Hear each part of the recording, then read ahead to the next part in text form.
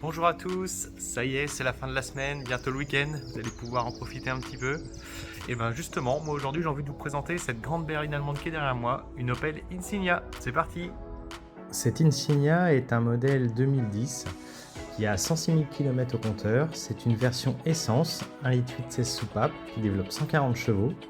À l'époque, cette berline était positionnée en face de la Peugeot 508, de la Passat et toutes ces grandes berlines qu'on pouvait retrouver.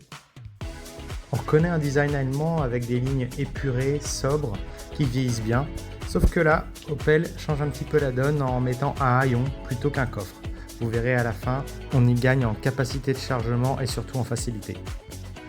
Je ne sais pas comment vous la trouvez, mais moi je trouve que dans cette configuration, elle est vraiment très belle. Un blanc profond, des chromes qui ressortent, et le pack OPC Line avec ses jantes de 18 pouces qui donne un petit air un peu plus sportif. Sous le capot, on va donc retrouver un 1,8 litre 16 soupapes Ecotec, donc qui est de construction simple et fiable. On va pas avoir de turbo, on va pas avoir d'injection directe. Il faut savoir qu'à l'époque, les versions essence étaient assez peu répandues. Effectivement, en 2010, on était encore sur du tout diesel. Mais ici, on se retrouve avec une grande berline allemande en critère 1.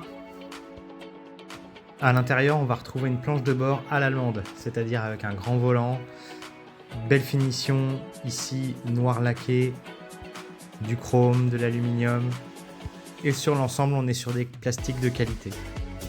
Ici on va retrouver une sellerie semi-cuir, donc on a l'avantage du cuir pour le côté qualitatif et esthétique, et l'avantage du tissu qui lui n'est pas trop chaud l'été et trop froid l'hiver. En plus de ça, on va retrouver quelques réglages électriques pour le siège conducteur au niveau des lombaires et de la rehausse de l'assise. Comme évoqué au début, voilà un petit coup d'œil sur le coffre. Il est juste énorme. Donc là, pour les petites familles, il y a de quoi charger.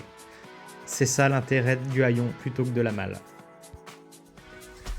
Et voilà, c'est terminé pour la présentation de cette grande Opel. Et ben écoutez, si vous voulez venir la voir, l'essayer, n'hésitez pas, ou si vous souhaitez plus de renseignements, vous pouvez me contacter en message privé ou directement venir à Planquette. Écoutez, je vous souhaite un bon week-end à tous et à bientôt!